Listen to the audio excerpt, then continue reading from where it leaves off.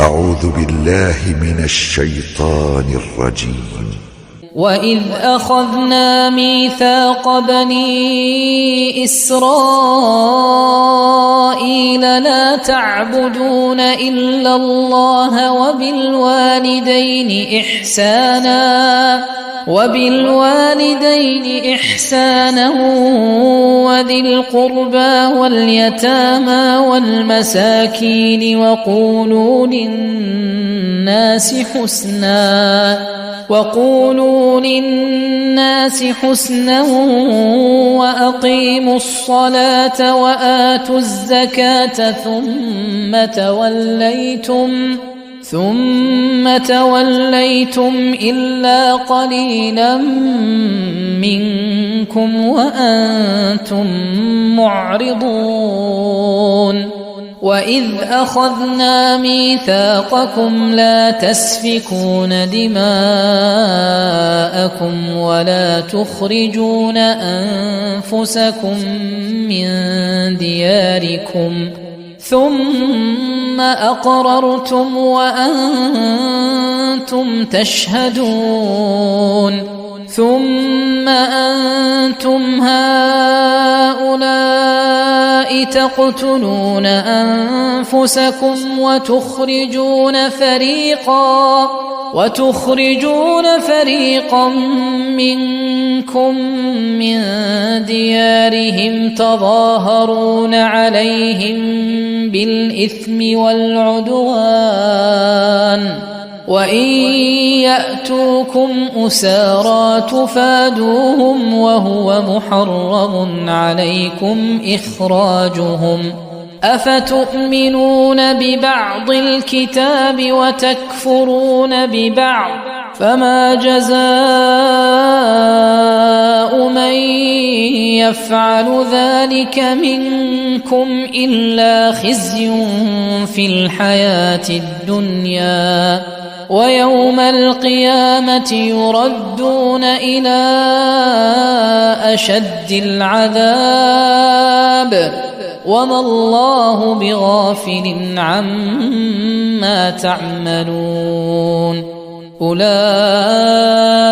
الذين اشتروا الحياة الدنيا بالآخرة فلا يخفف عنهم العذاب ولا هم ينصرون ولقد آتينا موسى الكتاب وقفينا من بعده بالرسل وآتينا عيسى ابن مريم البينات وأيدناه بروح القدس أفكلما جاءكم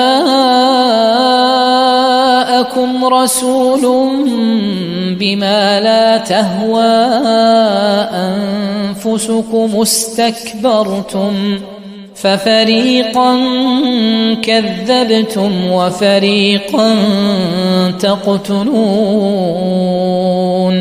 وقالوا قلوبنا غلف بل لعنهم الله بكفرهم فقليلا ما يؤمنون.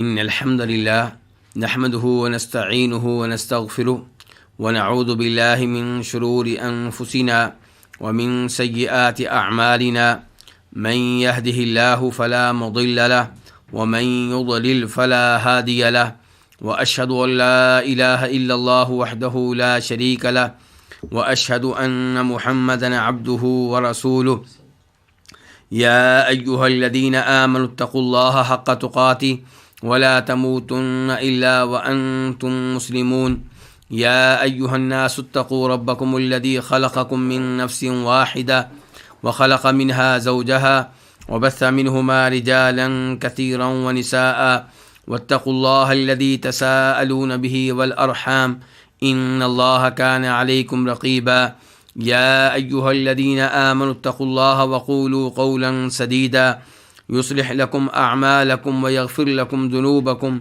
ومن يطع الله ورسوله فقد فاز فوزا عظيما أما بعد فإن خير الحديث كتاب الله وخير الهدي هدي محمد صلى الله عليه وسلم وشر الأمور محدثاتها وكل محدثة بدعة وكل بدعة ضلالة وكل ضلالة في النار. قال تعالى: وَإِذْ أَخَذْنَا مِيثَاقَ بَنِي إِسْرَائِيلَ لَا تَعْبُدُونَ إِلَّا اللَّهَ وَبِالْوَالِدَيْنِ إِحْسَانًا وَذِي الْقُرْبَى وَالْيَتَامَى وَالْمَسَاكِينِ وَقُولُوا لِلنَّاسِ حُسْنًا وَأَقِيمُوا الصَّلَاةَ وَآتُوا الزَّكَاةَ ثُمَّ تَوَلَّيْتُمْ إِلَّا قَلِيلًا مِّنكُمْ وَأَنتُم مُّعْرِضُونَ. سورہ بقرہ کی آیت نمبر 83. اس میں اللہ رب العزت بیان کر رہے ہیں کہ اللہ رب العزت نے بنی اسرائیل سے ایک عہد لیا تھا، اور اللہ تعالیٰ وعدے کر رہے ہیں کہ وہ عہد کن کن امور پہ لیا گیا تھا اور پھر اس عہد کا انجام کیا ہوا. چنانچہ اللہ تعالیٰ کہتے ہیں کہ وَإِذْ أَخَذْنَا مِيثَاقَ بَنِي إِسْرَائِيل، اور یاد کرو اس وقت کو جب ہم نے بنی اسرائیل سے پختہ عہد لیا. لا تعبدون الا اللہ، کہ تم اللہ کے علاوہ کسی کی عبادت نہیں کرو گے، اور والدین کے ساتھ اچھا سلوک کرو، رشتہ داروں کے ساتھ اچھا سلوک کرو، یتیموں اور مسکینوں کے ساتھ اچھا سلوک کرو، اور لوگوں سے اچھی بات کہو، نماز قائم کرو اور زکوٰۃ ادا کرو. پھر تم نے اعراض کیا، پھر تم نے پشت پھیری، مگر تم میں سے چند ایک کے سوا، اس حال میں کہ تم اعراض کر رہے تھے. یہ تھا اس آیت کا آسان اور سادہ سا ترجمہ. اب ہم آتے ہیں اس آیت کے الفاظ اور مفردات کی طرف. اذ یہ ظرف کے لیے آتا ہے، وقت کا معنی ادا کرنے کے لیے آتا ہے، اور اس سے پہلے فعل مقدر ہوتا ہے اذکر یا اذکرو، تذکرہ کرو اس وقت کا، یاد کرو اس وقت کو. اخذنا فعل ماضی، ہم نے لیا، جمع کا لیے لفظ ہے. میثاق بنی اسرائیل، میثاق کس کو کہتے ہیں؟ پختہ قسم کے عہد کو. بنی اسرائیل اولاد اسرائیل، اسرائیل سے مراد کون ہے؟ یعقوب علیہ السلام. یعنی کہ ہم نے عہد لیا اولاد یعقوب سے. بنی کا لفظ یہ ابن کی جمع ہے. ویسے تو یہ آتا ہے لفظ بیٹوں کے لیے، لیکن یہاں پہ مراد بیٹے بھی ہیں اور بیٹیاں بھی ہیں، کیونکہ یہاں پہ قبیلہ بتایا جا رہا ہے، وہ قبیلہ جو منسوب ہے یعقوب علیہ السلام کی طرف. تو جب بنین کے لفظ سے کسی آدمی کی طرف اضافت کی جائے قبیلہ بتانے کے لیے، تو وہاں پہ بنین سے مراد لڑکے بھی ہوں گے، لڑکیاں بھی ہوں گی، مرد بھی ہوں گے، عورتیں بھی ہوں گی. لا تعبدون الا اللہ، لا تعبدون یہ فعل مضارع ہے، اس کے اوپر لا داخل ہوا ہے، اور لا نفی کے لیے ہے، جمع کا لفظ ہے کہ لا تعبدون، تم عبادت نہیں کرو گے. الا کا معنی ہے مگر، الا اللہ یہ کیا ہے؟ مستثنا، ان کے کسی کی عبادت نہیں کرو گے سوائے اللہ رب العزت کے. وبالوالدین احسانا، والدین کے ساتھ اچھا سلوک کرو. بالوالدین سے پہلے فعل ہے کیا؟ احسنو، احسنو بالوالدین احسانا، کہ والدین کے ساتھ اچھا سلوک کرو. ذی القربہ، ذی القربہ کا عطف ہے الوالدین کے اوپر. والدین کے ساتھ اچھا سلوک کرو اور رشتہ داروں کے ساتھ بھی اچھا سلوک کرو. ذی کا معنی کیا ہوتا ہے؟ ذی اور ذو کا والا، اور قربہ قرابت، قرابت والے ان کے رشتہ داروں کے ساتھ. الیتامہ جمع ہے کس کی؟ یتیم کی. یتیم کس کو کہتے ہیں؟ وہ نابالغ جس کا والد فوت ہو جائے. اگر کوئی بالغ ہو چکا ہو تب اس کا والد فوت ہو تو اس کو یتیم نہیں کہیں گے. یتیم وہ بچہ ہے جس کا والد فوت ہو جائے جبکہ وہ ابھی نابالغ ہے، یعنی کہ بچہ ابھی نابالغ ہے. والمساکین، مسکین کی جمع ہے.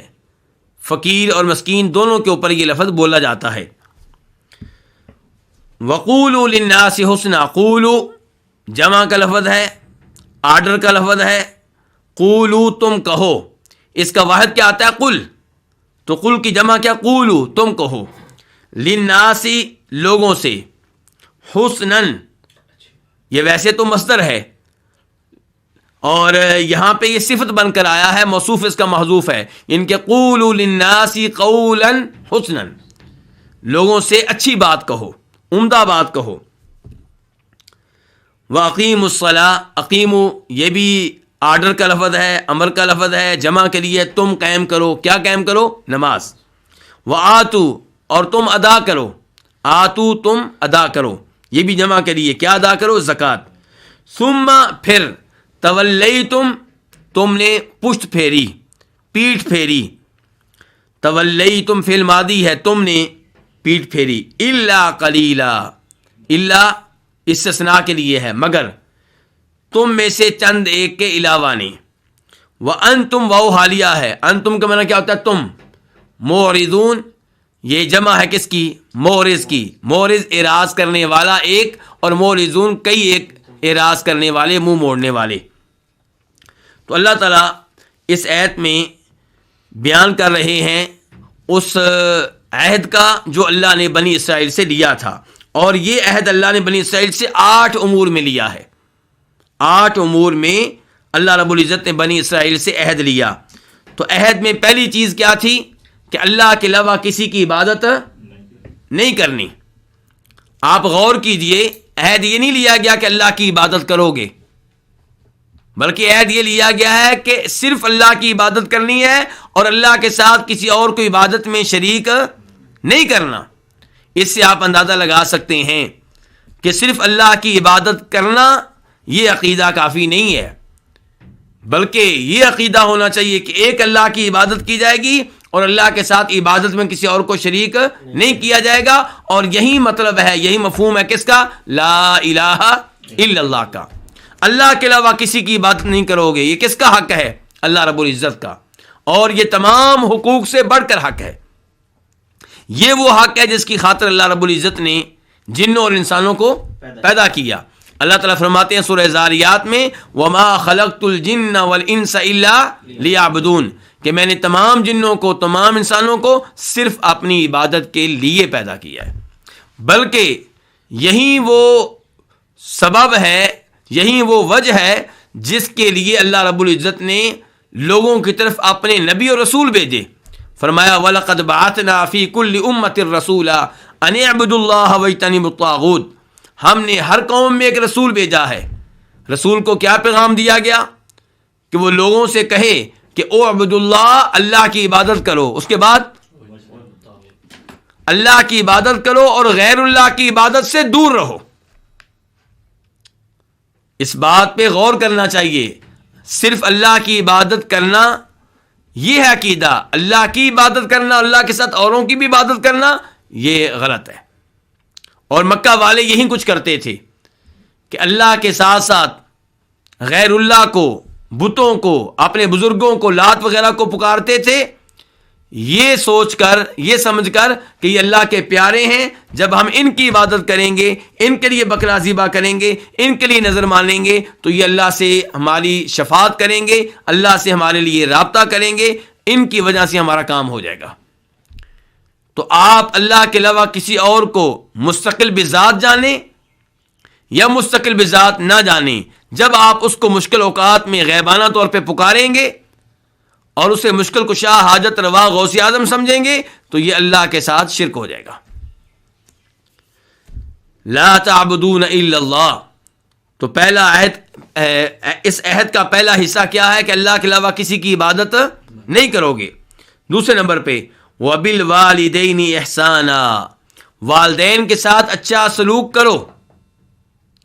اللہ رب العزت نے اپنا حق ذکر کرنے کے بعد جن کا حق سب سے پہلے ذکر کیا وہ کون ہے؟ والدین. یعنی کہ خالق کا حق اور مخلوق کے حقوق میں سے پہلا حق والدین کا ہے. آپ اس سے اندازہ لگا سکتے ہیں کہ والدین کے ساتھ حسن سلوک کی اسلام میں کیا اہمیت ہے. اللہ رب العزت قرآن حکیم میں ارشاد فرماتے ہیں وَقَضَىٰ رَبُّكَ أَلَّا تَعْبُدُوا إِلَّا إِيَّاهُ وَبِالْوَالِدَيْنِ إِحْسَانًا، کہ تمہارے رب کا حکم ہے کہ میرے علاوہ کسی اور کی عبادت کی اجازت نہیں ہے، اور دوسرا حکم یہ ہے کہ والدین کے ساتھ اچھا سلوک کرو. اور سورہ لقمان میں آپ چلے جائیں، اللہ تعالیٰ کہہ رہے ہیں انشکر لی ولی، میرا شکر ادا کرتے رہو اور اپنے والدین کا شکر ادا کرتے رہو. تو والدین کا حق ہم سب پہ بہت زیادہ ہے. بہت سے لوگ والدین کے حق میں سستی کرتے ہیں، ایسا نہیں ہونا چاہیے۔ اس کے بعد فرمایا اللہ رب العزت نے وذی القربا، اور رشتہ داروں کے ساتھ اچھا سلوک کرو۔ والدین رشتہ داروں میں داخل نہیں ہیں، داخل ہیں، یہ رشتہ داروں میں سب سے پہلے ہیں۔ ان کی اہمیت کے پیش نظر ان کا تذکرہ خصوصی طور پہ کیا، اور اس کے بعد باقی رشتہ داروں کا بیان کیا کہ تمام رشتہ داروں کے ساتھ اچھا سلوک کرو۔ اس سے آپ اندازہ لگا سکتے ہیں کہ اسلام میں صلہ رحمی کی کیا اہمیت ہے، اور نبی علیہ الصلوۃ والسلام نے اپنی احادیث میں رشتہ داروں کے ساتھ اچھا سلوک کرنے کی اہمیت کو بار بار اجاگر کیا ہے۔ آپ کی احادیث کا مفہوم یہ ہے کہ جو رشتہ داروں کے ساتھ اچھا سلوک کرے گا اللہ تعالیٰ اس کی زندگی میں برکتیں ڈالے گا اور اس کے رزق میں بھی برکتیں ڈالے گا۔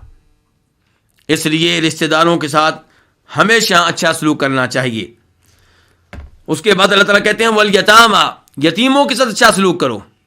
یتیم عام طور پہ مالی لحاظ سے کمزور ہوتے ہیں، اور کئی دفعہ یتیم مالی لحاظ سے مستحکم ہوتے ہیں، اس کے باوجود چونکہ ان پہ والد کا سایہ نہیں ہے، وہ لوگوں کی توجہ اور ان کی عنایت کے محتاج ہیں۔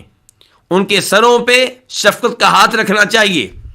والمساکین، اور فرمایا مسکینوں کے ساتھ اچھا سلوک کرو۔ مسکین مالی لحاظ سے کمزور ہے، اس کے اتنے وسائل نہیں ہیں کہ خود اور اپنی بیگم بچوں کو کھانا اچھے طریقے سے کھلا سکے، رہائش کے لحاظ سے دوسروں کا محتاج ہے، لباس کے لحاظ سے دوسروں کا محتاج ہے، علاج کے لحاظ سے دوسروں کا محتاج ہے، تو اللہ تعالیٰ نے مسکین کے ساتھ بھی اچھا سلوک کرنے کا حکم دیا ہے۔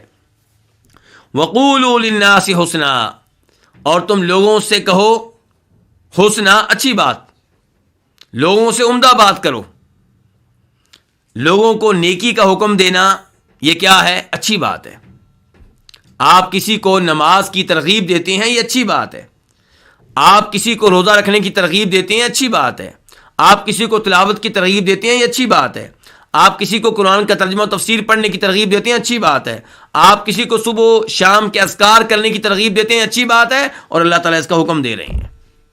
اچھی بات میں سے یہ بھی ہے کہ آپ برائی سے روکیں، لوگوں کو غیبت سے روکنا، جھوٹ سے روکنا، رشوت سے روکنا، تہمتیں لگانے سے روکنا، شراب پینے سے روکنا، بدکاری سے روکنا، سود سے روکنا، یتیموں کا مال کھانے سے روکنا، یہ سارے امور کیا ہیں؟ یہ عمدہ بات میں داخل ہیں۔ اللہ تعالیٰ کہہ رہے ہیں وَقُولُوا لِلنَّاسِ حُسْنًا، لوگوں سے عمدہ باتیں کرو، اور لوگوں سے جو بات کرنی ہے عمدہ انداز سے کرو، دونوں چیزیں اس میں داخل ہیں۔ ایک تو یہ ہے کہ لوگوں سے جب آپ بات کریں، کون سی بات کریں؟ عمدہ۔ دوسرے نمبر پہ لوگوں سے جب بھی بات کریں کس طریقے سے بات کریں؟ عمدہ طریقے سے، اچھے انداز سے، نرمی کے ساتھ، اخلاق کے ساتھ، پیار کے ساتھ۔ وَأَقِیمُوا الصَّلَاةَ، اور نماز قائم کرو۔ یہ کن کو حکم دیا جا رہا ہے؟ یہ بھی بنی اسرائیل کو، جو نماز ان کے اوپر فرض تھی اس کے بارے میں کہا جا رہا ہے کہ اس کو قائم کرو۔ وَآتُوا الزَّکَاۃَ، اور زکوٰۃ ادا کرو۔ اس کا مطلب یہ ہے کہ بنی اسرائیل پہ نمازیں بھی فرض تھیں اور زکوٰۃ بھی ان پہ فرض تھی۔ ثُمَّ تَوَلَّیْتُمْ، اب اللہ نے بیان کیا کہ یہ 8 امور ہیں جن کے بارے میں ان سے عہد لیا گیا۔ اس عہد کا کیا بنا، اس کا انجام کیا ہوا؟ اللہ تعالیٰ اب مخاطب کر رہے ہیں کن کو؟ نبی علیہ الصلوۃ والسلام کے زمانے کے بنی اسرائیل کو۔ پہلے اللہ رب العزت نے کلام فرمایا اس انداز سے گویا کہ اللہ تعالیٰ ان بنی اسرائیل کے بارے میں خبر دے رہے ہیں جو فوت ہو چکے، جو دنیا سے جا چکے۔ اب آیت کے آخر میں اللہ رب العزت اچانک مخاطب کر رہے ہیں ان بنی اسرائیل کو جو آپ کے زمانے میں موجود تھے۔ اس سے کیا پتہ چلا؟ اس سے پتہ چلا کہ ان بنی اسرائیل کا وہی حکم ہے جو ان کا تھا جو پہلے گزر چکے ہیں۔ کیوں؟ کیونکہ یہ ان کی نسل میں سے ہیں اور یہ ان کی حرکتوں پہ راضی ہیں، یہ ان کی تائید کرتے ہیں، یہ ان سے برات کا، لا تعلقی کا اعلان نہیں کرتے۔ تو اللہ تعالیٰ فرمایا ثم تولیتم، پھر تم نے پشت پھیری، پیٹھ پھیری۔ اب انسان جب پیٹھ پھیرتا ہے تو کئی دفعہ وہ پیٹھ پھیرتا ہے کسی کو حقیر جانتے ہوئے، کسی سے دلی طور پہ اعراض کرتے ہوئے، اور کبھی وہ پیٹھ پھیرتا ہے جب کہ جس سے پیٹھ پھیر رہا ہے اس سے اس کو کوئی نفرت نہیں ہوتی، دلی طور پہ اس سے کوئی اعراض نہیں ہوتا۔ مثال کے طور پہ آپ میں سے کوئی اگر اس مجلس سے اٹھ کر جائے گا تو ہم یہ نہیں کہیں گے کہ آپ کو اس مجلس سے نفرت ہے، بلکہ آپ چونکہ باہر نکلنا چاہتے ہیں تو آپ کی مجبوری ہے، منہ آپ کا سامنے ہوگا، پیٹھ آپ کی پیچھے ہوگی، تو آپ پیٹھ پھیر کر گئے ہیں، لیکن دلی طور پہ آپ نے اعراض نہیں کیا۔ اور کئی دفعہ انسان پیٹھ پھیرتا ہے دلی طور پہ اعراض کرتے ہوئے، تو اللہ تعالیٰ یہاں پہ بیان کر رہے ہیں کہ انہوں نے پیٹھ پھیری دلی طور پہ اعراض کرتے ہوئے۔ فرمایا ثم تولیتم، پھر تم نے پیٹھ پھیری، الا قلیلا منکم، مگر تم میں سے چند ایک نے۔ یہ اللہ تعالیٰ کا انصاف ہے، اور اسی انصاف کا اللہ تعالیٰ مجھے اور آپ کو حکم دیتے ہیں۔ اللہ تعالیٰ نے یہ نہیں کہا کہ سب کے سب بنی اسرائیل انہوں نے معاہدے کو توڑ دیا، عہد کو توڑ دیا، بلکہ اللہ تعالیٰ کہتے ہیں تم میں سے اکثر نے توڑ دیا، چند ایک نے نہیں توڑا۔ جنہوں نے نہیں توڑا یہ کون سے لوگ ہیں؟ جو نبی علیہ الصلوۃ والسلام کی آمد سے پہلے اس عہد پہ قائم و دائم رہے۔ دوسرے نمبر پہ وہ جو آپ کی آمد کے بعد آپ پہ بھی ایمان لے آئے، تو یہ وہ لوگ ہیں جنہوں نے اس عہد کو نہیں توڑا۔ ثم تولیتم، پھر تم نے پیٹھ پھیری، الا قلیلا منکم، تم میں سے چند ایک کے علاوہ، وانتم موردون، اس حال میں کہ تم اعراض کرنے والے تھے۔ پیٹھ پھیری تم نے اس حال میں کہ تمہاری حالت کیا تھی، تم کیا کرنے والے تھے؟ اعراض کرنے والے تھے۔ وانتم کی واو کیا ہے؟ حالیہ ہے۔ انتم مبتدا، موردون خبر، یہ جملہ اسمیہ خبریہ، یہ حال ہے تولیتم کے فاعل سے، کہ تم نے پیٹھ پھیری اس حال میں کہ تم اعراض کرنے والے تھے، دلی طور پہ تم نے اس عہد سے اعراض کیا، تم نے اس کو کوئی اہمیت نہیں دی۔ اور یہاں سے پتہ چلا کہ وہ بنی اسرائیل جو آپ کے زمانے میں تھے وہ بھی اس جرم میں شریک ہیں، کیونکہ وہ اس معاملے میں مؤید ہیں اپنے آباء و اجداد کے۔ اس کے بعد اللہ تعالیٰ فرماتے ہیں آیت نمبر 84 میں، وَإِذْ أَخَذْنَا مِيثَاقَكُمْ لَا تَسْفِكُونَ دِمَاءَكُمْ وَلَا تُخْرِجُونَ أَنفُسَكُمْ مِنْ دِيَارِكُمْ ثُمَّ أَقْرَرْتُمْ وَأَنْتُمْ تَشْهَدُونَ، اور اس وقت کو یاد کرو جب ہم نے تم سے پختہ عہد لیا کہ تم اپنا خون نہیں بہاؤ گے اور تم اپنے آپ کو اپنے گھروں سے نہیں نکالو گے، پھر تم نے اقرار کیا اس حال میں کہ تم گواہی دیتے ہو۔ یہ تھا اس آیت کا آسان ترجمہ۔ اب ہم اس آیت کے مفردات اور الفاظ کی طرف آتے ہیں۔ اخذنا کا تذکرہ پچھلی آیت میں ہو چکا ہے، میثاق کا تذکرہ بھی ہو چکا ہے۔ اب کیا ہے؟ لا تسفیکون، فعل مضارع ہے، جمع کے لیے ہے، اس کے اوپر لا داخل ہوا ہے۔ لا تسفیکون، تم نہیں بہاؤ گے، تم نہیں بہاؤ گے۔ کیا چیز نہیں بہاؤ گے؟ دماءکم، اپنا خون۔ دماء جمع ہے کس کی؟ دم کی۔ تم اپنا خون نہیں بہاؤ گے، یہ عہد لیا گیا۔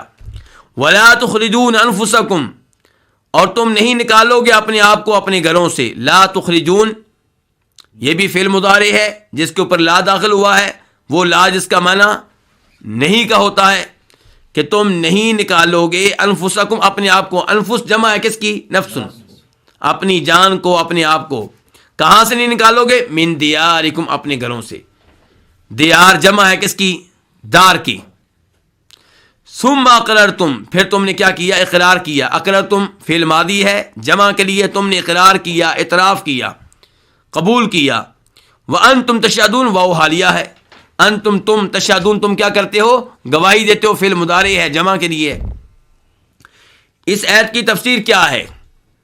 اس آیت میں اور اس آیت میں جو اس کے بعد آ رہی ہے، اللہ رب العزت 4 امور کا تذکرہ فرما رہے ہیں کہ ان 4 امور پہ بھی بنی اسرائیل سے عہد لیا گیا تھا۔ وہ 4 امور کیا ہیں؟ نمبر 1 کہ لا تسفکون دماءکم، تم اپنا خون نہیں بہاؤ گے۔ اپنا خون نہیں بہاؤ گے کیا مطلب؟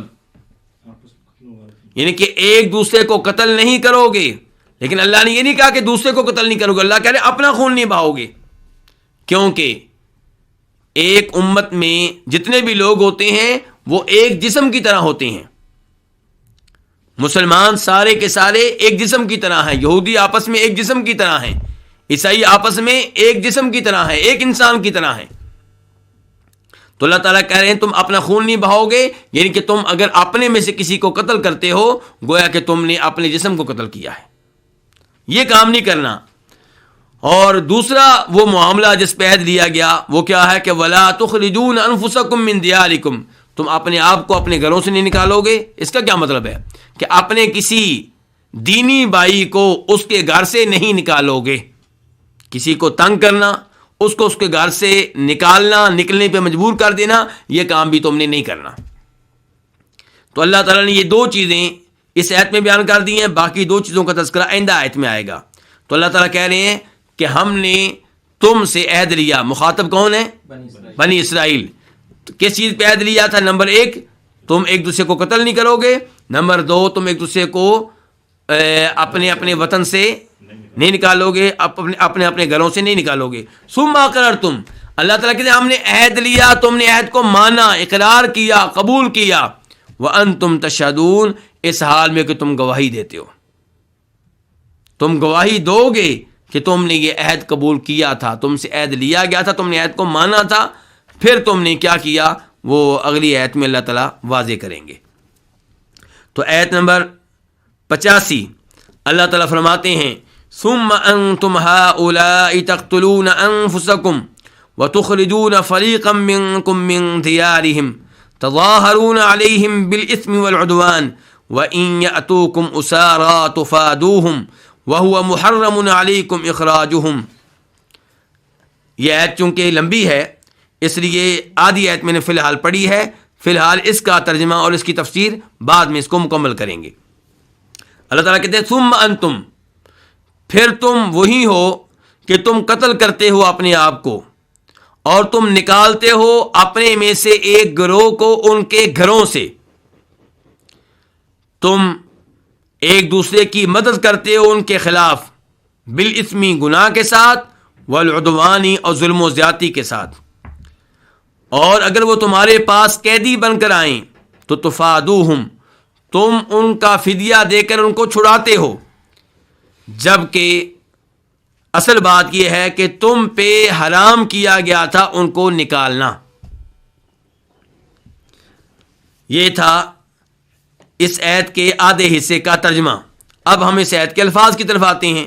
ثم کا معنی کیا ہوتا ہے؟ پھر، انتم، تم، ہؤلاء، اس میں اشارہ ہے کہ تم وہی لوگ ہو، تقتلون، تم قتل کرتے ہو، فعل مضارع ہے جمع کے لیے، تم قتل کرتے ہو، انفسکم، اپنے آپ کو، وتخرجون، فعل مضارع ہے جمع کے لیے، تم نکالتے ہو، فریقاً، ایک گروپ کو، ایک گروہ کو، منکم، تم میں سے جو ایک گروہ ہے اس کو تم نکال دیتے ہو، کہاں سے؟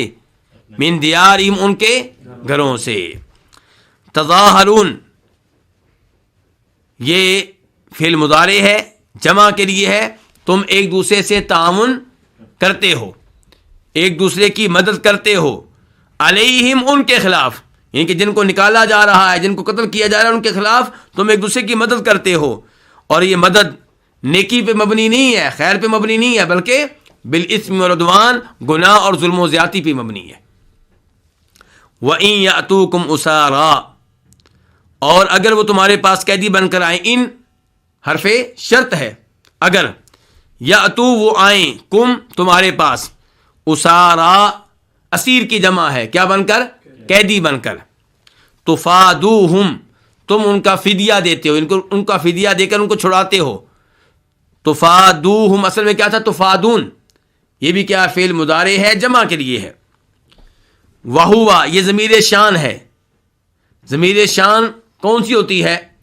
وہ ضمیر جو پچھلے کسی اسم کی طرف نہیں لوٹ رہی ہوتی، بلکہ اس ضمیر کی وضاحت بعد والا جملہ کر رہا ہوتا ہے۔ تو اسی لیے اس کا ترجمہ کیا کرتے ہیں اردو میں؟ بات یہ ہے، حقیقت یہ ہے، شان یہ ہے، معاملہ یہ ہے۔ وَهُوَ مُحَرَّمٌ عَلَيْكُمْ إِخْرَاجُهُمْ، محرم، حرام کیا گیا، اسم مفعول ہے، حرام کیا گیا، علیکم، تم پہ، کیا حرام کیا گیا؟ اخراجہم، ان کا نکالنا، اخراج مصدر ہے، نکالنا۔ اب آتے ہیں ہم اس آیت کے اس حصے کی تفسیر کی طرف۔ اللہ تعالیٰ بنی اسرائیل کو مخاطب کر کے کہہ رہے ہیں ثم انتم ہؤلاء تقتلون انفسکم، بلکہ اس آیت کی تفسیر کرنے سے پہلے کچھ باتیں بنی اسرائیل کے بارے میں، یہودیوں کے بارے میں، جنہیں جان لینے کے بعد اس آیت کو سمجھنا آسان ہو جائے گا۔ مدینہ میں 2 بڑے قبیلے آباد تھے، کون کون سے؟ اوس اور خزرج۔ یہ دونوں مشرک قبیلے تھے اور اسلام آنے سے پہلے توحید کی نعمت سے محروم تھے۔ ان کے دائیں بائیں یہودی قبیلے آباد تھے۔ وہ کون کون سے تھے؟ بنو قریظہ، بنو قینقاع، بنو نذیر۔ یہ 2 قبیلے اوس اور خزرج آپس میں لڑتے رہتے تھے۔ جب یہ آپس میں لڑتے تو یہودی بھی ان میں سے کسی ایک کا ساتھ دیتے۔ بنو قریظہ اوس قبیلے کے ساتھ مل جاتے، ان کے حلیف بن جاتے، اور بنو قینقاع اور بنو نذیر کن کا ساتھ دیتے؟ خزرج کا۔ اب جب اوس اور خزرج کی لڑائی ہوتی تو اوس کے ساتھ کون ہے؟ بنو قریظہ۔ خزرج کے ساتھ کون ہے؟ بنو نذیر اور بنو قینقاع۔ اب یہودی یہودیوں پہ حملہ کر رہا ہے، بنی اسرائیل کا ایک فرد بنی اسرائیل کے دوسرے فرد پہ حملہ کر رہا ہے۔ جب اوس کے ساتھ مل کر بنو قریظہ خزرج اور خزرج کے حلیف یہودی قبیلے سے لڑیں گے تو ظاہر ہے کہ حملہ خزرج کے اوپر بھی ہوگا اور خزرج کے ساتھ جو یہودی ہیں ان پہ بھی ہوگا، اور وہ بھی ایسا ہی کریں گے۔ تو اس انداز سے ایک دوسرے کو قتل کر رہے تھے، جبکہ عہد کیا لیا گیا تھا؟ تم نے ایک دوسرے کو قتل نہیں کرنا۔ اس لڑائی میں ایک دوسرے کے گھر بھی تباہ کرتے، جبکہ عہد یہ لیا گیا تھا کہ تم نے کسی کو اس کے گھر سے نکالنا نہیں ہے۔ جب لڑائی میں ایک فریق دوسرے پہ غالب آتا تو مغلوب فریق کے کئی لوگوں کو قیدی بنا لیا جاتا، غلام بنا لیا جاتا۔ مثال کے طور پہ اوس اور بنو قریظہ لڑائی میں ایک ہیں، وہ مغلوب ہو گئے، اب ان کے کئی لوگوں کو کیا بنا لیا گیا؟ غلام۔ اب غلام بن کر یہ لوگ ان کے پاس آئے ہیں، خزرج اور ان کے حلیف یہودی کون؟ بنو قینقاع اور بنو نذیر کے پاس۔ اب بنو قریظہ کے یہودی قیدی بن کر آئے ہیں کن کے پاس؟ خزرج اور خزرج کے حلیف قبیلے بنو قینقاع اور بنو نذیر کے پاس۔ اب بنو قینقاع بنو نذیر کے لوگ کیا کرتے؟ مال دیتے باقاعدہ، کن کو؟ اپنے حلیفوں کو، خزرج قبیلے کو، کہ یہ ہمارے یہودی بھائی ہیں اور ہمیں حکم دیا گیا ہے کہ جب یہ قیدی بنے ہمارے یہودی تو ہم فدیہ دے کر ان کو چھڑائیں، تم ان کا فدیہ ہم سے لو، ہم مال تمہیں دے رہے ہیں لیکن ان کو چھوڑ دو، ان کو غلام بنا کر قیدی بنا کر نہیں رکھنا۔ اللہ رب العزت یہاں پہ بیان کرتے ہیں کہ عہد تم سے ایک چیز پر نہیں لیا گیا تھا، تم سے عہد 4 چیزوں پہ لیا گیا تھا۔ نمبر 1، ایک دوسرے کو قتل نہیں کرو گے۔ نمبر 2، ایک دوسرے کو گھروں سے نہیں نکالو گے۔ نمبر 3، ظلم و زیادتی کے معاملے میں ایک دوسرے کے خلاف تعاون نہیں کرو گے۔ نمبر 4، اگر تم میں سے کوئی قیدی بن جائے تو فدیہ دے کر اسے چھڑاؤ گے۔ تمہیں ایک چیز یاد رہی، باقی 3 چیزیں تم نے نظر انداز کر دیں۔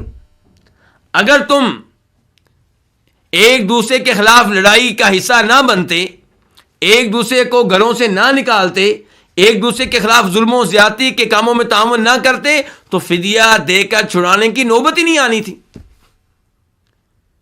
لڑائیاں تم نے کی، ایک دوسرے کو کے گھروں کو تباہ کیا، ایک دوسرے کے خلاف ظلم و زیادتی کے کاموں میں تعاون کیا، اور اس نتیجے میں وہ قیدی بنے۔ اب فدیہ کے ذریعے چھڑا رہے ہو لیکن تم نے پہلے 3 کاموں کو نظر انداز کیوں کیا؟ تو اللہ تعالیٰ کہہ رہے ہیں یہاں پہ ثم انتم ہؤلاء، پھر تم وہی ہو کہ تقتلون انفسکم، تم اپنے آپ کو کیا کرتے ہو؟ قتل کرتے ہو، یعنی کہ ایک دوسرے کو قتل کرتے ہو۔ وتخرجون، اور تم نکالتے ہو فریقا منکم، اپنے میں سے ایک گروہ کو، کہاں سے نکالتے ہو؟ من دیارہم، ان کے گھروں سے۔ تظاہرون علیہم، تم ان کے خلاف ایک دوسرے کی مدد کرتے ہو، بالاسم، گناہ کے ساتھ، والعدوان، اور ظلم و زیادتی کے ساتھ۔ وَإِن يَأْتُوكُمْ، اور اگر وہ تمہارے پاس آ جائیں اسارا قیدی بن کر، تو جواب شرط کیا ہے؟ تفادوہم، ان شرط تھا نا، اگر تمہارے پاس قیدی بن کر آئیں یہ شرط تھی، جواب شرط کیا ہے؟ تفادوہم، تو تم ان کا فدیہ دے کر ان کو چھڑاتے ہو۔ وَهُوَ مُحَرَّمٌ عَلَيْكُمْ إِخْرَاجُهُمْ، یہ واو حالیہ ہے، جبکہ اصل بات یہ ہے، جبکہ معاملہ یہ ہے کہ تم پہ ان کا نکالنا حرام کیا گیا تھا، تم نے ان کو ان کے گھروں سے نکالا کیوں؟ تم نے ان کے گھروں کو تباہ کیوں کیا؟ انہیں قتل کیا، گھروں سے نکالا، سب کچھ کیا، اب فدیہ دینے کی باری آئی ہے تو تمہیں شریعت یاد آ گئی ہے۔ اللہ تعالیٰ کہتے ہیں اس آیت کے دوسرے حصے میں افتؤمنون ببعض الکتاب وتکفرون ببعض فما جزاء من يفعل ذلك منكم الا خزي في الحياة الدنيا ويوم القيامة يردون الى اشد العذاب وما الله بغافل عما تعملون۔ پس کیا تم کتاب کے کچھ حصے پہ ایمان لاتے ہو اور کچھ حصے کے ساتھ کفر کرتے ہو؟ پس نہیں ہے جزا اس شخص کی جو تم میں سے یہ کام کرے سوائے رسوائی کے دنیا کی زندگی میں، اور قیامت کے دن انہیں شدید ترین عذاب کی طرف لٹایا جائے گا، اور اللہ ان اعمال سے غافل نہیں ہے جو تم سر انجام دے رہے ہو۔ اس آیت کے آخری حصے کے الفاظ اور مفردات کی وضاحت یہ کیا ہے؟ حمزہ استفہام کے لیے ہے، اور یہ استفہام کیوں ہے؟ انکار کرنے کے لیے، ڈانٹنے کے لیے، یعنی کہ تمہیں شرم نہیں آتی؟ فدیہ دینے کی باری آتی، شریعت یاد آ جاتی ہے تمہیں، اور اس سے پہلے کیا باقی احکام شریعت کے نہیں ہیں؟ تو اس لیے یہ حمزہ جو ہے یہ انکار کے لیے ہے، توبیخ کے لیے ہے۔ تؤمنون فعل مضارع جمع کے لیے، تم ایمان لاتے ہو، ببعض الکتاب، کتاب کے کچھ حصے پہ، کتاب سے مراد کون سی کتاب ہے؟ تورات۔ اس لیے کتاب کے اوپر جو ال ہے وہ کون سا ہوا؟ عہد ذہنی کا، یعنی کہ وہ کتاب جو تمہارے یہاں معروف ہے، جسے تم جانتے ہو، پہچانتے ہو۔ وَتَكْفُرُونَ بِبَعْضٍ، تکفرون فعل مضارع جمع کے لیے تم کفر کرتے ہو، ببعض بعض کے ساتھ، ان کے کتاب کے کچھ حصے کو مانتے ہو، کچھ کا انکار کرتے ہو۔ فما، یہ ما کون سا ہے؟ نفی کے لیے، ویسے اس ما کو استفہام کے لیے بھی بنایا جا سکتا ہے، دونوں طرح ٹھیک ہے، لیکن ہم نے جو ترجمہ کیا ہے اس کے مطابق ما کیا بن رہا ہے؟ نفی کا۔ جزا بدلہ، من یفعل ذلک، جو یہ کرے تم میں سے، من اسم موصول ہے اور عموم کا فائدہ دیتا ہے، یفعل فعل مضارع ہے واحد کے لیے، جو کرے ذالک، یہ اس میں اشارہ کدھر ہے؟ جو تم میں سے یہ کام کرے، یہ اشارہ کس طرف جا رہا ہے؟ یعنی کہ کتاب کی کچھ باتیں مان لینا اور کچھ کے ساتھ کفر کرنا، یہ اشارہ اس جانب ہے۔ منکم، تم میں سے، الا خزیٌ، الا استثناء کے لیے ہے، خزیٌ رسوائی، فی الحیات دنیا، دنیاوی زندگی میں، دنیا کی زندگی میں، ویوم القیامتی، اور قیامت کے دن۔ قیامت کا دن، اس کو قیامت کا دن کیوں کہتے ہیں؟ قام یقوم سے کھڑے ہونا، یہ کھڑے ہونے کا دن ہے۔ یوم یقوم الناس لرب العالمین، یہ وہ دن ہے جس دن لوگ قبروں سے کھڑے ہوں گے، رب العالمین کے سامنے پیش ہوں گے، تو یہ قبروں سے کھڑے ہونے کا دن ہے، اس لیے اس کو کیا کہتے ہیں؟ یوم القیامہ۔ یردون، وہ لٹائے جائیں گے، دنیا کی رسوائی سے لٹائے جائیں گے، الی اشد العذاب، شدید ترین عذاب کی طرف۔ یردون فعل مضارع ہے، جمع کے لیے ہے اور مجہول ہے۔ وما اللہ، یہ بھی ما کیا ہے؟ نافیہ، بغافل، با زائدہ ہے ترکیب کے لحاظ سے، لیکن معنی و مفہوم کے لحاظ سے زائد نہیں ہے، بلکہ تاکید کا فائدہ دے رہی ہے کہ اللہ قطعاً غافل نہیں ہے، اللہ بالکل غافل نہیں ہے، اللہ ہرگز غافل نہیں ہے، عما تعملون، ان اعمال سے جو تم سر انجام دے رہے ہو۔ اس آیت کی وضاحت کیا ہے، تفسیر کیا ہے؟ اللہ تعالیٰ ڈانٹ رہے ہیں یہودیوں کو اور انکار کر رہے ہیں ان پہ، اور فرما رہے ہیں کہ تم کتاب کے کچھ حصے پہ ایمان لاتے ہو اور کچھ کے ساتھ کفر کرتے ہو۔ جس حصے کا انکار کیا، کفر کیا، وہ کیا تھا؟ جنگ نہیں کرنی، ایک دوسرے کو قتل نہیں کرنا، ایک دوسرے کو گھروں سے نہیں نکالنا، ایک دوسرے کے خلاف ظلم و زیادتی کے کاموں میں تعاون نہیں کرنا. یہ وہ چیزیں ہیں جنہیں تم نے نظر انداز کیا، جن کے ساتھ تم نے کفر کیا، اور ایک چیز پہ ایمان لے آئے، اور وہ کیا کہ جب ہمارا یہودی بھائی قیدی بن جائے تو فدیہ دے کر ہم نے اس کو چھڑانا ہے. تو شریعت کے ساتھ یہ انداز اختیار کرنا، اللہ تعالیٰ اس کی مذمت بیان کر رہے ہیں. اور اس سے پتہ چلا ایمانیات میں سے کچھ چیزوں کو اپنا لینا اور کچھ کو نظر انداز کر دینا، اس کا کوئی فائدہ نہیں ہے. اگر کوئی آدمی سارے نبیوں کو مانتا ہے، صرف ایک نبی کا منکر ہے، تو وہ مومن نہیں ہے. اس پہ یہی الفاظ اللہ تعالیٰ کے صادق آئیں گے، کچھ چیزوں کو مانتے ہو، کچھ کا انکار کرتے ہو. اگر کوئی ساری آسمانی کتابوں کو مانتا ہے، ایک آسمانی کتاب کو نہیں مانتا، تو وہ مومن نہیں ہے.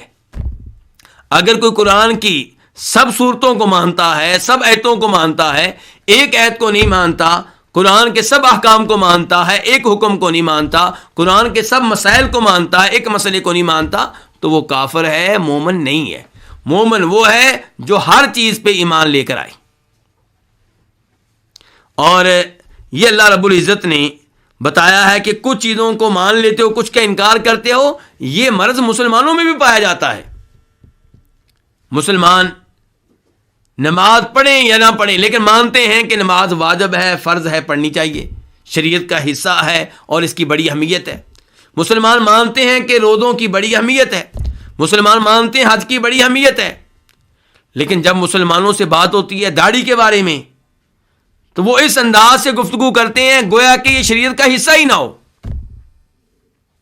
بھی سستی تو آپ میں روزوں کے معاملے میں بھی تھی، سستی آپ میں حج کے معاملے میں بھی تھی، لیکن داڑھی کی باری آئی تو آپ نے داڑھی کو شریعت کا حصہ ماننے سے انکار کر دیا. یہ تو کفر ہے. شلوار ٹخنوں سے اوپر ہونی چاہیے. نبی علیہ الصلوۃ والسلام نے بہت سی احادیث میں اس کا حکم دیا ہے. اگر کوئی شلوار جان بوجھ کر ٹخنوں سے نیچے رکھتا ہے تو یہ چیز جہنم کی آگ میں لے جانے والی ہے، کبیرہ گناہ ہے. لیکن اس سے کہیں زیادہ افسوسناک امر یہ ہے کہ بہت سے لوگ اس کو دین کا حصہ نہیں سمجھتے، اس کو شریعت نہیں سمجھتے، اور وہ بیٹھے ہوئے گفتگو کر رہے ہوں گے جی اصل بات یہ ہے کہ نماز پڑھی جائے، روزے رکھے جائیں، تلاوت کی جائے، باقی یہ داڑھی شلوار ٹخنوں سے نیچے ہونا اوپر ہونا ان چیزوں کی کوئی اہمیت نہیں ہے. یہ لفظ کفریہ الفاظ ہیں کہ آپ اللہ تعالیٰ کی شریعت کا انکار کر رہے ہیں.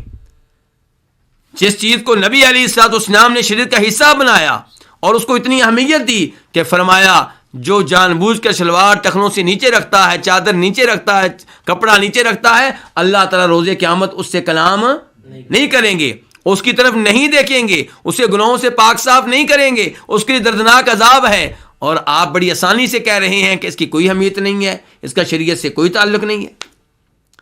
کیا یہ فیصلے آپ نے کرنے ہیں کہ کون سی چیز شریعت کا حصہ ہے اور کون سی چیز شریعت سے باہر ہے؟ یہ تو میرے رب کی مرضی ہے. میرے رب نے میرے نبی کے ذریعے شریعت کے احکام ہم تک پہنچا دیے، ان میں سے ایک ایک پہ ایمان لانا واجب اور ضروری ہے. عمل میں سستی ہو سکتی ہے، وہ بھی نہیں ہونی چاہیے، لیکن عمل میں سستی یہ پھر بھی اس کے مقابلے میں ہلکا جرم ہے کہ جب آپ کسی چیز کو شریعت کا حصہ ماننے سے انکار کر دیتے ہیں. تو اللہ تعالیٰ فرماتے ہیں افتؤمنون ببعض الکتاب وتکفرون ببعض، کیا تم ایمان لاتے ہو کتاب کے کچھ حصے پہ اور کفر کرتے ہو کچھ حصے کے ساتھ. فما جزاء من يفعل ذلك منكم الا خزي في الحیاۃ الدنیا، اللہ تعالیٰ سزا بتا رہے ہیں اس آدمی کی جو شریعت کے کچھ حصے پہ ایمان لے آئے اور کچھ حصے کا انکار کرے. اور یاد رکھیے گا کہ اللہ رب العزت کے ہاں نظام ایک ہی ہے.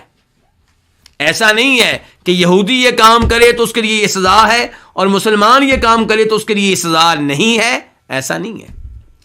فما جزاء من يفعل ذلك منكم الا خزي في الحیاۃ الدنیا، نہیں ہے جزا، نہیں ہے بدلہ اس آدمی کا جو تم میں سے یہ حرکت کرے سوائے رسوائی کے دنیاوی زندگی میں. تو دنیا میں یہ سزا ملے گی کیا رسوائی. تو کیا انجام ہوا تھا پھر یہودیوں کا؟ بنو قریظہ کو قتل کیا گیا، ان کے مردوں کو قتل کیا گیا اور ان کی عورتوں کو کیا بنایا گیا؟ لونڈیاں بنایا گیا. اور جہاں تک تعلق ہے بنو قینقاع کا، بنو نذیر کا، تو ان کو مدینہ سے نکال دیا گیا، جلا وطن کر دیا گیا. یہ دنیا میں ان کو سزا ملی ہے. فرمایا وَيَوْمَ الْقِيَامَةِ يُرَدُّونَ إِلَىٰ أَشَدِّ الْعَذَابِ، اور قیامت کے دن بھی عذاب منتظر ہے. قیامت کے دن انہیں لٹایا جائے گا شدید ترین عذاب کی طرف. قیامت کا عذاب دنیا کے عذاب سے بھی زیادہ سخت ہے. وَمَا اللَّهُ بِغَافِلٍ عَمَّا تَعْمَلُونَ، اور اللہ ہرگز غافل نہیں ہے، اللہ قطعی طور پہ غافل نہیں ہے ان اعمال سے جو تم سر انجام دے رہے ہو. یہ کیا ہے؟ یہاں پہ اللہ رب العزت اپنی تسبیح بیان کر رہے ہیں.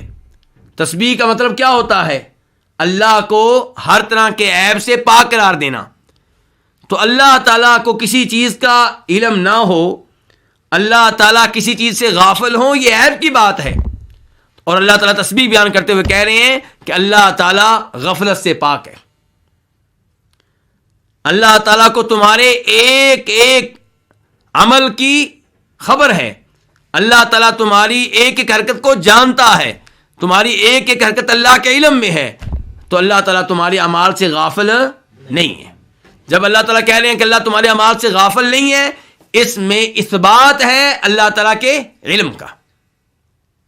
تسبیح بھی ضمنی طور پہ حمد کو متضمن ہوتی ہے. جب آپ اللہ کی تسبیح بیان کرتے ہیں تو آپ جس عیب سے اللہ کو پاک قرار دے رہے ہوتے ہیں اس عیب کی ضد کو ثابت کر رہے ہوتے ہیں. یہاں پہ عیب کیا ہے؟ غفلت. جب آپ کہہ رہے ہیں کہ اللہ میں غفلت نہیں ہے، یہ تسبیح ہوئی. اور اس سے مد کیا نکلی؟ کہ اللہ رب العزت مکمل علم والا ہے. اللہ تعالیٰ سے کوئی بھی چیز چھپی ہوئی نہیں ہے، اللہ سے کوئی بھی چیز مخفی نہیں ہے.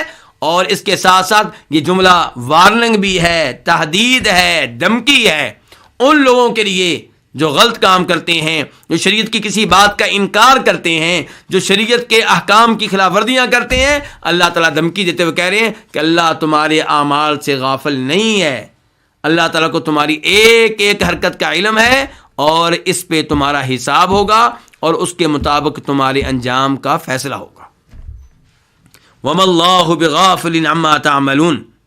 اس کے بعد آیت نمبر 86 اللہ تعالیٰ فرماتے ہیں أُولَٰئِكَ الَّذِينَ اشْتَرَوُا الْحَيَاةَ الدُّنْيَا بِالْآخِرَةِ فَلَا يُخَفَّفُ عَنْهُمُ الْعَذَابُ وَلَا هُمْ يُنصَرُونَ. یہی وہ لوگ ہیں جنہوں نے خریدا دنیاوی زندگی کو آخرت کے بدلے میں، پس ان سے عذاب ہلکا نہیں کیا جائے گا اور نہ ہی ان کی مدد کی جائے گی. اولئک کیا ہے؟ اس میں اشارہ ہے اور یہ جمع کا لفظ ہے. الذین اس میں موصول ہے، یہ بھی جمع کا لفظ ہے. یہی وہ لوگ ہیں. آگے کیا آ گیا؟ اشترو، جنہوں نے خریدا. فعل ماضی ہے جمع کے لیے. کس چیز کو خریدا؟ دنیاوی زندگی کو خریدا. کس کے بدلے میں خریدا؟ آخرت کے بدلے میں. فلا یخفف، یخفف فعل مضارع ہے، اس کے اوپر لا نفی والا داخل ہوا ہے. نہیں ہلکا کیا جائے گا عنہم، ان سے. کیا ہلکا نہیں کیا جائے گا؟ العذاب و عذاب. ولا ہم ینصرون، اور نہ ان کی مدد کی جائے گی. ینصرون فعل مضارع ہے، جمع کے لیے ہے، مجہول ہے. اب ہم آتے ہیں اس آیت کی تفسیر کی طرف. اللہ تعالیٰ کہتے ہیں ان لوگوں نے دنیاوی زندگی خرید لی اور بیچ کس کو ڈالا؟ آخرت کو. کیا مطلب ہے اس کا؟ اس کا مطلب یہ ہے کہ انہوں نے آخرت پہ دنیاوی زندگی کو ترجیح دی، اسی لیے انہوں نے یہ حرکتیں کی.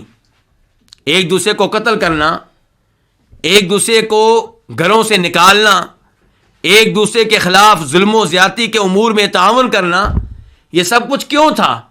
اللہ کی شریعت کی کئی چیزوں کو مان لینا، کئی ایک انکار کیوں تھا؟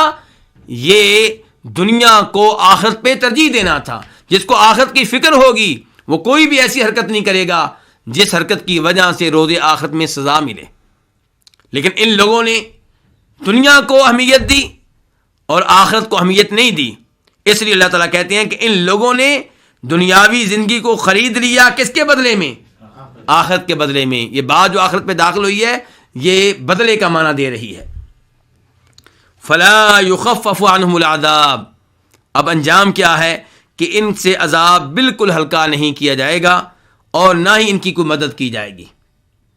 عذاب ہلکا کرنے کے بارے میں جہنمی لوگ درخواست کریں گے, اپیل کریں گے. اللہ تعالیٰ فرماتے ہیں سورہ مومن میں وقال الذین فی النار لخزنۃ جہنم ادعوا ربکم یخفف عنا یوما من العذاب, کہ جہنمی لوگ جہنم کے نگران فرشتوں سے کہیں گے ادعوا ربکم, اپنے رب سے ہمارے لیے دعا کرو. کیا دعا کرو؟ کہ اللہ تعالی ہم سے کسی ایک دن عذاب کچھ ہلکا کر دے.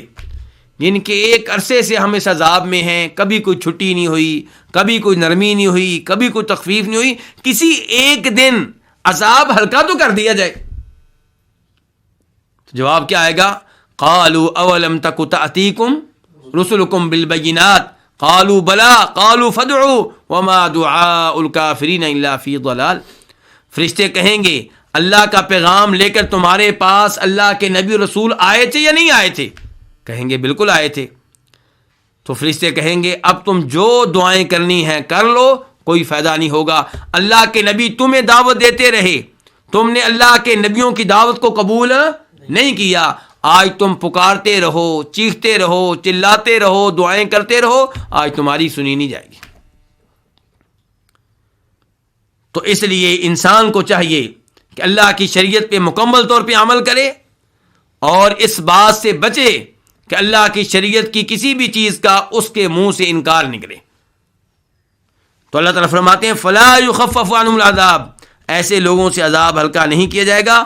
ولا هم ینصرون, اور نہ ہی ان کی کوئی مدد کی جائے گی. یعنی کہ یہ بھی ممکن نہیں ہے کہ اللہ سے ان کے عذاب میں کمی کروانے والا کوئی ہو جو اللہ پہ نعوذ باللہ روب ڈال لے یا اللہ سے بچا لے یا اللہ کے مقابلے میں ایسے مجرم کو پناہ دے ڈالے. ایسا کچھ بھی ممکن نہیں ہے. اس کے بعد اللہ رب العزت ارشاد فرماتے ہیں آیت نمبر 87 میں وَلَقَدْ آتَيْنَا مُوسَى الْكِتَابَ وَقَفَّيْنَا مِن بَعْدِهِ بِالرُّسُلِ وَآتَيْنَا عِيسَى ابْنَ مَرْيَمَ الْبَيِّنَاتِ وَأَيَّدْنَاهُ بِرُوحِ الْقُدُسِ أَفَكُلَّمَا جَاءَكُمْ رَسُولٌ بِمَا لَا تَهْوَىٰ أَنفُسُكُمُ اسْتَكْبَرْتُمْ فَفَرِيقًا كَذَّبْتُمْ وَفَرِيقًا تَقْتُلُونَ. اور البتہ تحقیق ہم نے موسیٰ کو کتاب دی اور ہم نے ان کے بعد یکے بعد دیگرے رسول بھیجے. ہم نے ان کے بعد پے در پے رسول بھیجے اور ہم نے عیسیٰ بن مریم کو واضح نشانیاں دیں اور ہم نے ان کی روح القدس کے ساتھ تائید کی. پس کیا جب بھی تمہارے پاس کوئی رسول وہ چیز لے کر آیا جسے تمہارے نفوس نہیں چاہتے تھے تم نے انکار کیا؟ پس ایک فریق کو تم نے جھٹلایا اور ایک فریق کو تم قتل کرتے رہے. یہ تھا اس آیت کا سادہ سا ترجمہ.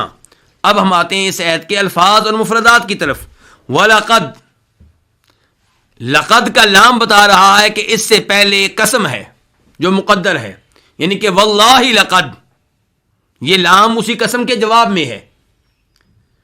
تو اللہ کی قسم, اور لام تاکید کا معنی دیتی ہے, قد بھی تاکید کا معنی دیتا ہے.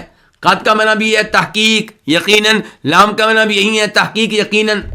اس کا مطلب یہ ہے کہ اللہ تعالیٰ جو بات بیان کرنے والے ہیں اس کی اللہ تعالیٰ نے 3 مرتبہ کیا کی ہے؟ تاکید بیان کی ہے. یعنی کہ اللہ تعالیٰ کہنا چاہتے ہیں جو بات میں بیان کرنے لگا ہوں اس میں کوئی شک و شبہ نہیں ہے, کوئی شک و شبہ نہیں ہے, کوئی شک و شبہ نہیں ہے. تو البتہ تحقیق آتینا, ہم نے دی, ہم نے دی. کون کہہ رہے ہیں؟ اللہ رب العزت. اور اللہ تعالیٰ ایک ہیں, لیکن اللہ کا یہ انداز تعظیم کے طور پہ ہے اور اللہ سے بہتر کوئی نہیں ہے جس کو یہ انداز جچے, اور اللہ سے بڑھ کر کوئی عظیم بھی نہیں ہے. تو اللہ تعالیٰ کہہ رہے ہیں ہم نے دی, کس کو دی؟ موسیٰ کو. یہ کون سے موسیٰ ہیں؟ موسیٰ بن عمران علیہ الصلاۃ والسلام. ہم نے ان کو دی الکتاب. الکتاب میں ال کون سا ہے؟ عہد ذہنی، ان کے وہ کتاب جو سننے والوں کے ذہنوں میں موجود ہے، جس کا سننے والوں کو علم ہے. اور وہ کون سی کتاب ہے؟ تورات. وقفینا، قفینا فعل ماضی ہے، جمع کے لیے ہے. قفینا ہم نے پے در پے بھیجے، یکے بعد دیگرے بھیجے. من بعد ہی اس کے بعد، کس کے بعد؟ موسیٰ علیہ السلام کے بعد. یکے بعد دیگرے کن کو بھیجا ہم نے؟ بالرسولی، رسولوں کو بھیجا. وآتینا اور ہم نے دیں. آتینا فی الماضی جمع کے لیے، کس کو دیں؟ عیسیٰ بن مریم کو. عیسیٰ علیہ السلام کی نسبت کس کی طرف کی گئی ہے؟ ان کی والدہ کی طرف، کیونکہ ان کے والد نہیں تھے. اللہ تعالیٰ نے عیسیٰ علیہ السلام کو بغیر والد کے پیدا کیا تھا، اس لیے ان کی نسبت کس کی طرف ہوئی ہے؟ اس لیے آج بھی اگر کوئی ایسا بچہ ہے جس کے والد کے بارے میں علم نہیں ہے تو اس کی نسبت کس کی طرف ہوگی؟ اس کی والدہ کی طرف ہوگی. البینات، بینت ان کی جمع ہے، واضح. حقیقت میں البینات یہاں پہ صفت ہے اس موصوف کی جو محذوف ہے، ان کے الآیات البینات، واضح نشانیاں. لیکن یہ موصوف اتنا معلوم ہے، اس قدر واضح ہے کہ اس کا تذکرہ کرنے کی ضرورت نہیں ہے. تو البینات سے مراد کیا ہے؟ معجزات. وَأَيَّدْنَاهُ، ایدنا فعل ماضی جمع کے لیے، ہم نے تائید کی، ہم نے قوت دی. ایدناہ اسے، کس کو؟ عیسیٰ علیہ السلام کو. کس چیز کے ساتھ؟ بروح القدس. روح القدس، یہ روح مضاف ہے القدس کی طرف، موصوف مضاف ہے اپنی صفت کی طرف. اصل میں کیا؟ الروح المقدسہ، پاک روح. پاک روح مراد کون ہے؟ جبریل علیہ السلام. اور یہ بھی کہا گیا کہ اس سے مراد کون ہے؟ اس سے مراد وہی ہے. دوسرا قول یہ ہے، دوسرا موقف یہ ہے کہ اس سے مراد کیا؟ انجیل. اور وہی بھی روح ہوتی ہے. وَكَذَلِكَ أُوحَيْنَا إِلَيْكَ رُوحًا مِّنْ أَمْرِنَا. اللہ تعالی نے سورہ شورى میں قرآن کریم کو روح قرار دیا ہے، کیونکہ روح کا کردار کیا ہوتا ہے جسم میں؟ جسم کی زندگی کس کی وجہ سے ہے؟ روح کی وجہ سے. جس جسم سے روح نکال لی جائے وہ کیا ہوتا ہے؟ مردہ. تو اللہ کی وحی بھی روح ہے، اس کے ذریعے ہماری روح کو غذا ملتی ہے، ہماری روح کو زندگی ملتی ہے، ہمارے دل کو زندگی ملتی ہے. تو روح القدس کی وضاحت میں دوسرے نمبر پہ کیا کہا گیا ہے؟ انجیل. اور تیسرے نمبر پہ یہ کہا گیا ہے کہ اس سے مراد خود عیسیٰ علیہ السلام کی روح ہے. لیکن ان تین اقوال میں سے جو قول راجح ہے وہ یہ ہے کہ اس سے مراد جبریل علیہ السلام ہے. اللہ تعالیٰ فرماتے ہیں قرآن حکیم میں سورہ نحل میں، قُلْ نَزَّلَهُ روح القدس من ربک بالحق، کہ آپ کہہ دیں کہ اس قرآن کو نازل کیا ہے کس نے؟ روح القدس نے. اور وہ کون ہے نازل کرنے والے قرآن کو؟ اللہ تعالیٰ سے نیچے زمین پہ لانے والے کون ہیں؟ جبریل علیہ السلام. تو ایسے ہی انجیل کو لانے والے، تورات کو لانے والے کون تھے؟ جبریل علیہ السلام. تو ان کا نام کیا ہے؟ روح القدس، پاک روح. اور فرشتے پاک روح ہیں، اور جبریل علیہ السلام ان میں سے سب سے زیادہ اس شرف کے حقدار ہیں. تو اس لیے کہا گیا روح القدس. اور احادیث سے بھی یہی پتہ چلتا ہے. بخاری شریف کی احادیث ہیں کہ نبی علیہ الصلوۃ والسلام حسان بن ثابت سے کہا کرتے تھے کہ تم شعر کہو، اپنے شعروں میں اسلام کی تائید کرو، اسلام کا دفاع کرو، اور ان کافروں کی مذمت بیان کرو، اور اللہ تعالیٰ آپ کی تائید کرے گا بروح القدس. کس کے ساتھ؟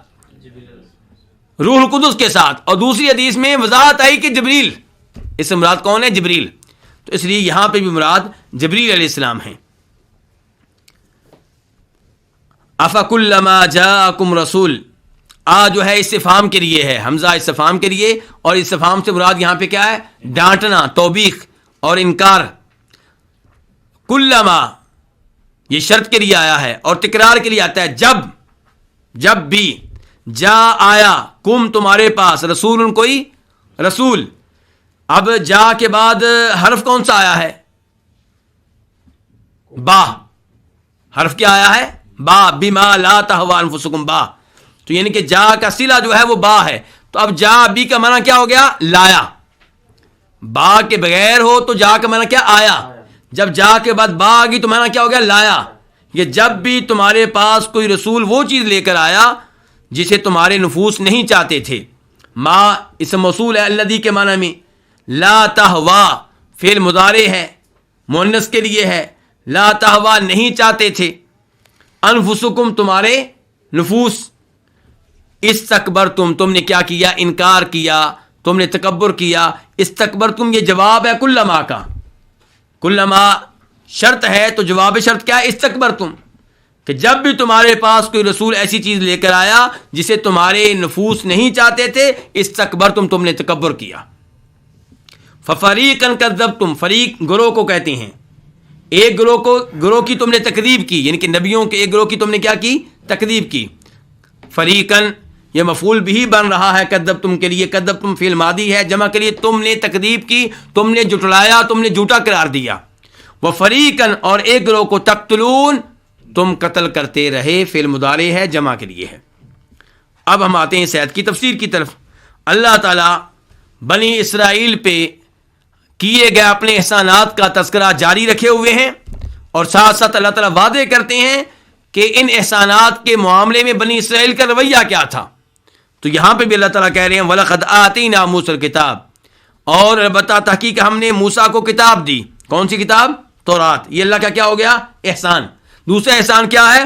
وَقَفَّيْنَا مِن بَعْدِهِ بِرُسُلٍ, ہم نے یکے بعد دیگرے بھیجے. اس کے بعد کس کے بعد؟ موسیٰ علیہ السلام کے بعد کیا بھیجے؟ رسول. دیکھیے امت محمد کی طرف اللہ رب العزت نے ایک ہی نبی بھیجے ہیں جن کا نام ہے جناب محمد صلی اللہ علیہ وسلم. اب آپ کا فریضہ کون سا انجام دے رہے ہیں؟ علماء کرام. لیکن بنی اسرائیل کے اوپر اللہ کا یہ احسان تھا, ایک رسول کے بعد نبی, پھر نبی, پھر نبی.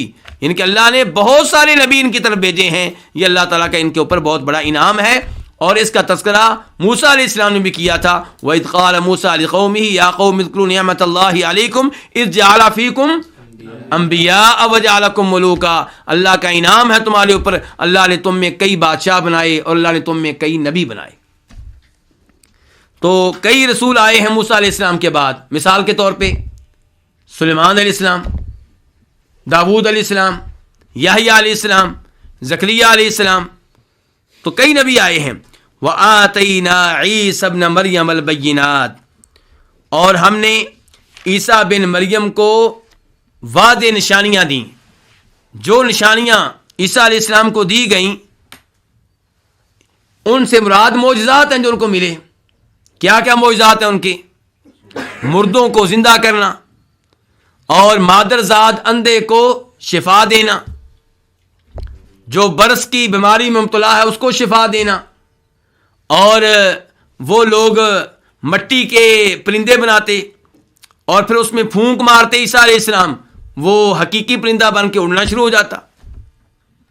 تو یہ کئی معجزات تھے جو اللہ رب العزت نے عیسیٰ علیہ السلام کو دیے تھے, اور یہ بھی اللہ تعالیٰ کے ان کے اوپر احسان تھا تاکہ ان کے لیے عیسیٰ علیہ السلام کا معاملہ واضح ہو جائے, ان کو اچھی طرح علم ہو جائے کہ واقعی یہ اللہ کے رسول اور نبی ہیں اور ہم نے ان پہ ایمان لانا ہے. وَأَيَّدْنَاهُ, اور ہم نے ان کی تائید کی. کن کی؟ عیسیٰ علیہ السلام کی. کن کے ذریعے؟ جبریل علیہ السلام کے ذریعے عیسیٰ علیہ السلام کی تائید کی گئی. وہ ان کے ساتھ رہتے تھے اور دشمنوں کے ان کے مقابلے میں ان کا ساتھ دیا کرتے تھے. أَفَكُلَّمَا جَاءَكُمْ رَسُولٌ بِمَا لَا تَهْوَىٰ أَنفُسُكُمُ اسْتَكْبَرْتُمْ فَفَرِيقًا كَذَّبْتُمْ وَفَرِيقًا تَقْتُلُونَ. اللہ رب العزت نے پہلے بیان کیا اپنے احسانات کا موسیٰ علیہ السلام کی شکل میں, اور ان کے بعد آنے والے انبیاء کرام علیہم السلام کی شکل میں.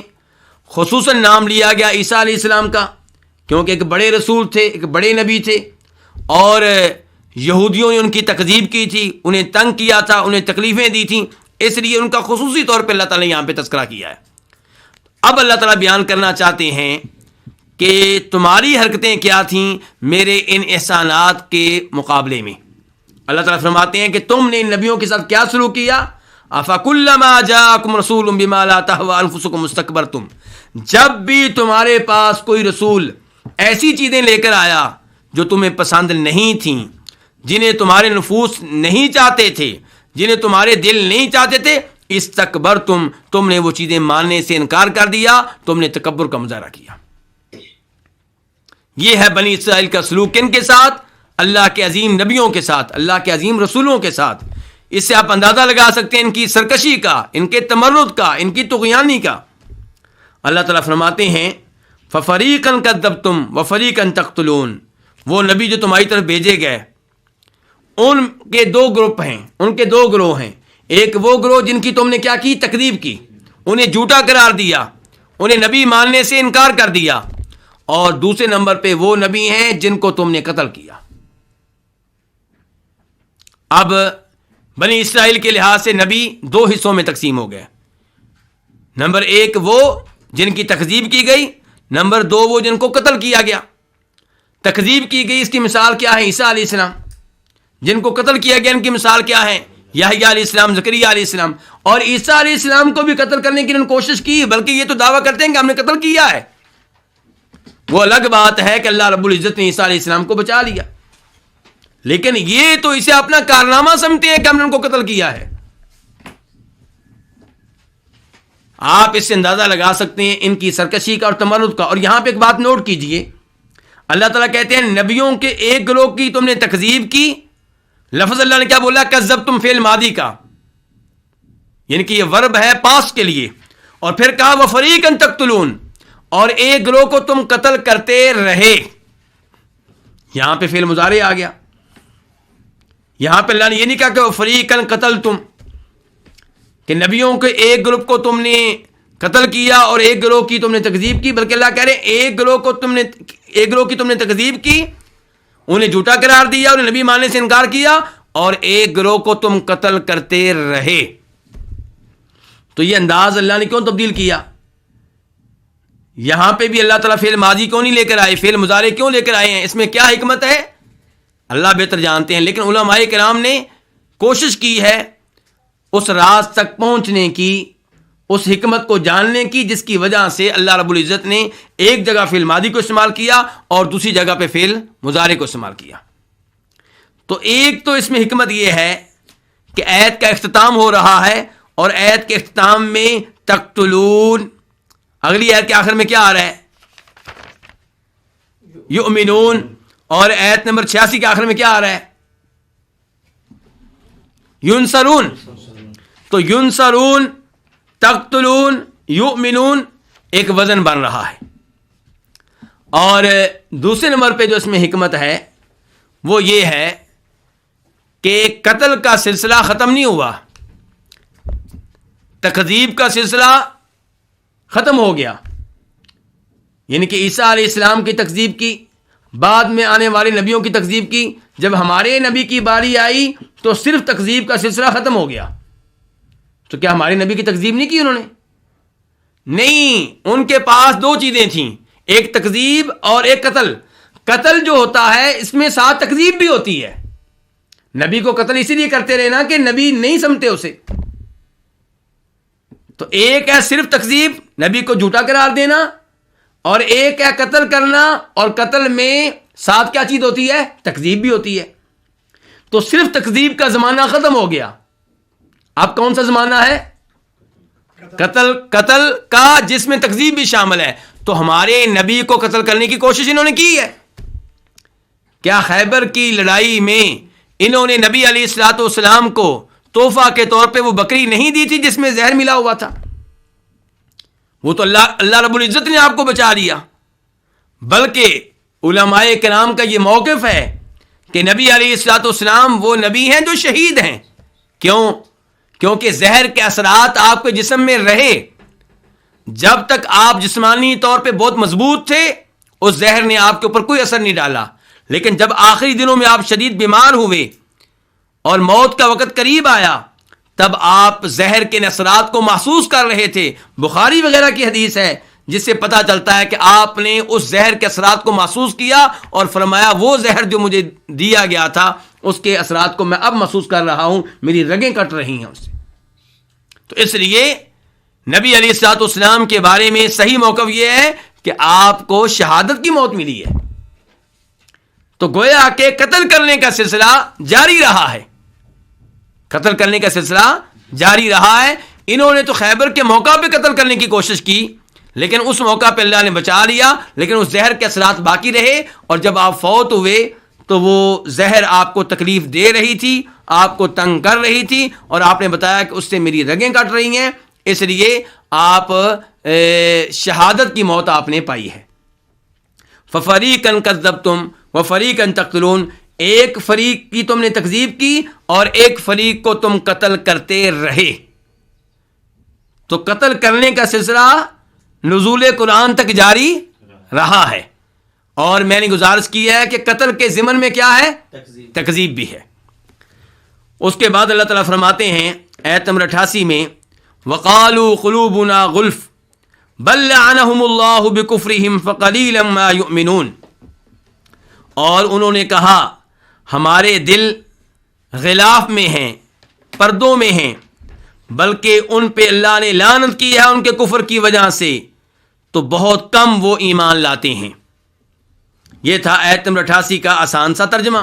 اب ہم آتے ہیں اس آیت کے الفاظ کی طرف۔ قالو، انہوں نے کہا، کنہوں نے؟ یہودیوں نے۔ فعل ماضی ہے، جمع کریے، قلوبنا، ہمارے دل، قلوب جمع ہے کس کی؟ قلبن کی۔ ہمارے دل کیا ہے؟ غلفن، پردوں میں ہیں۔ غلف کس کی جمع ہے؟ اغلف کی۔ اغلف اس چیز کو کہتے ہیں جو پردے میں ہو۔ تو کہہ رہے ہیں کہ اے محمد تم جو مرضی تبلیغ کرو،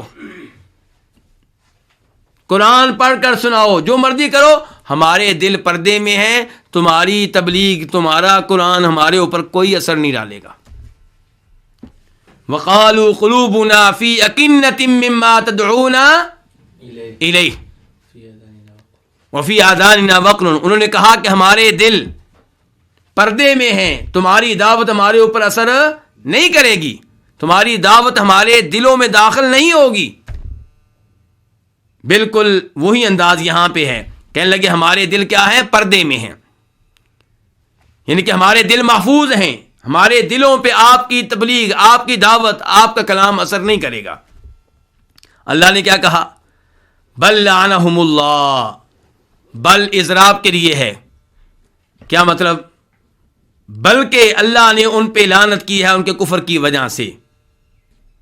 یعنی کہ مسئلہ یہ نہیں ہے کہ تمہارے دل پردے میں ہے، نہیں نہیں نہیں نہیں نہیں، مسئلہ یہ ہے کہ اللہ کی تمہارے اوپر لعنت نازل ہو چکی ہے، تم اللہ کی رحمت سے محروم ہو چکے ہو، تمہیں سزا مل رہی ہے، کفر کی سزا مل رہی ہے۔ کیوں؟ تمہاری کرتوتوں کی وجہ سے، تمہارے گناہوں کی وجہ سے، جو تم نے گناہ کیے، جو تم نے سرکشیاں دکھائیں، ان کی سزا تمہیں کیا ملی؟ کفر میں ملی۔ فلما ازاغوا ازاغ اللہ قلوبہم، جب وہ ٹیڑے ہوئے تو اللہ نے ان کے دلوں کو ٹیڑھا کر دیا۔ ختم اللہ علی قلوبہم وعلی سمعہم، اللہ نے ان کے دلوں پہ مہرے لگا دی ہیں، ان کے کانوں پہ مہرے لگا دی ہیں۔ تم یہ نہ کہو کہ تمہارے دل سیو ہیں، بڑے محفوظ ہیں، بلکہ تم اللہ کی رحمت سے محروم ہو چکے ہو، تمہیں یہ عذاب مل رہا ہے، تمہیں یہ سزا مل رہی ہے۔ تو بل کا معنی کیا ہے؟ بلکہ لعنہ، لعنت کی ان پہ اللہ تعالیٰ نے، لعنہ فعل ماضی ہے واحد کے لیے، بکفرہم، ان کے کفر کے سبب سے، با کیا ہے؟ سببیہ، اللہ نے ان پہ لعنت کی ہے ان کے کفر کی وجہ سے، ان کے کفر کے سبب سے۔ فقلیلا ما یؤمنون، بہت کم وہ ایمان لاتے ہیں۔ ما زائدہ ہے ترکیب کے لحاظ سے، معنی کے لحاظ سے زیادہ نہیں ہے، توکید کا معنی دے رہا ہے۔ بہت ہی کم وہ ایمان لاتے ہیں، بہت ہی کم وہ ایمان لاتے ہیں، یعنی کہ یؤمنون ایمانا قلیلا، بہت کم وہ ایمان لاتے ہیں۔ دوسرا اس لفظ کا مفہوم یہ ہو سکتا ہے کہ ان میں سے ایمان لانے والے بہت کم ہیں، ان میں سے ایمان لانے والے بہت کم ہیں۔ پہلا مفہوم کیا تھا؟ کہ بہت کم ایمان لاتے ہیں، یعنی کہ چند چیزوں کو مان لیتے ہیں، باقی چیزوں کا انکار کرتے ہیں۔ اور دوسرا مفہوم یہ ہے کہ ان میں سے ایمان لانے والے لوگ بہت کم ہیں، عام طور پہ کافر ہیں جناب محمد کو نبی نہیں مانتے علیہ الصلاۃ والسلام اور قرآن پہ ایمان نہیں لاتے تو اس لیے یہ کیا ہیں؟ کافر ہیں۔ ان میں سے جو ایمان لانے والے ہیں وہ بہت کم ہیں، جو ان کو ایمان کی توفیق ملی ہے وہ بہت کم ہیں۔ یؤمنون فعل مضارع ہے، جمع کے لیے ہے۔ اللہ رب العزت سے دعا ہے اللہ تعالی ہمیں یہودیوں کی ان حرکات سے محفوظ رکھے، اور اللہ رب العزت ہمیں صحیح معنوں میں قرآن پہ ایمان لانے کی توفیق بخشے، قرآن کی ایک ایک آیت پہ، قرآن کے ایک ایک لفظ پہ، قرآن کے ایک ایک حرف پہ جب ہم ایمان لائیں گے تو اللہ تعالی ہمیں مزید توفیق دے گا نیکیاں کرنے کی اور نیک اعمال بجا لانے کی۔ اور اگر ہم بھی یہودیوں کی راہ پہ چلیں گے، کسی ایک چیز کو ماننے سے انکار کریں گے، تو سزا کے طور پہ اللہ تعالی ہمیں ایمان کی نعمت سے محروم کر دے گا اور کفر کی راہ پہ اللہ تعالی ہمیں چلا دے گا۔ اللہ تعالی ہمیں اس سے محفوظ رکھے۔ وآخر دعوانا الحمد للہ رب العالمین۔